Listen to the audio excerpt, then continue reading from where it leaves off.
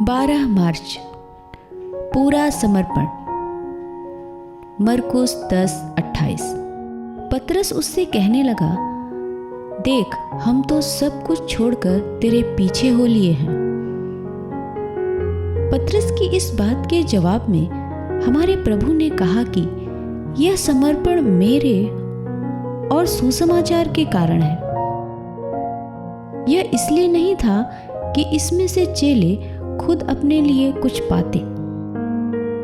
ऐसे समर्पण से खबरदार रहें जो खुद को होने वाले फायदों से प्रेरित होकर किया गया हो।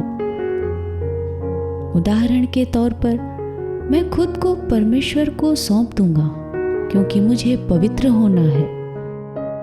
पाप से छुटकारा पाना और पवित्र किया जाना परमेश्वर के साथ सही रिश्ता बन जाने का नतीजा है।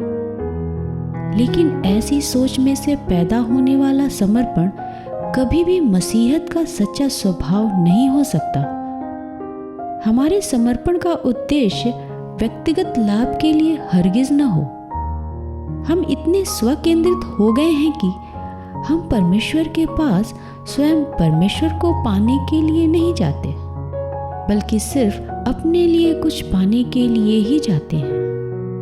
यह मानो ऐसा कह देना है, नहीं प्रभु, मैं तुझे नहीं चाहता, मैं खुद को ही चाहता हूँ। लेकिन फिर भी मैं यह तो चाहता ही हूँ कि तू मुझे साफ कर दे और अपने पवित्र आत्मा से भर दे। मैं तेरे लिए सामने रखा जाकर प्रदर्शित होना चाहता हूँ कि मैं कह सकूँ, मेरे लिए परमेश्वर ने यह सब कुछ किया है। स्वर्ग पा लेना, पाप से छुटकारा पा लेना और परमेश्वर के लिए काम का हो जाना ऐसी बातें हैं जो सच्चे समर्पण में विचार में भी नहीं आनी चाहिए। स्वयं यीशु मसीह को व्यक्तिगत रूप से सर्वश्रेष्ठ जानकर चुन लेना ही वास्तविक समर्पण होता है। अगर हम अपने सांसारिक रिश्तों को लेकर फिक्रमंद हैं तो यीशु मसीह के लिए उनके बीच में कहाँ जगह होगी। हम में से ज्यादातर यह बहाना बनाते हुए उसे छोड़कर चल देते हैं। हाँ प्रभु, तूने मुझे बुलाया और मैंने सुन लिया है, लेकिन मेरे परिवार को मेरी ज़रूरत है और मेरी अपनी भी कुछ दिलचस्पियां हैं। अब इससे आगे मैं नहीं जा सकता। तब यीशु कहता है, तुम मेरे चेले नहीं हो सकते। सच्चा समर्पण हमेशा भक्ति के भाव से आगे निकल जाएगा।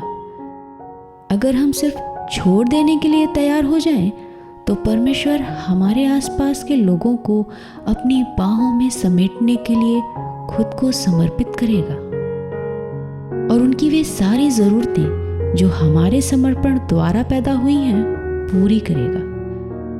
सावधान रहें कि परमेश्वर के प्रति पूरा समर्पण करने से पहले ही आप बीच में कहीं रुक न जाएं।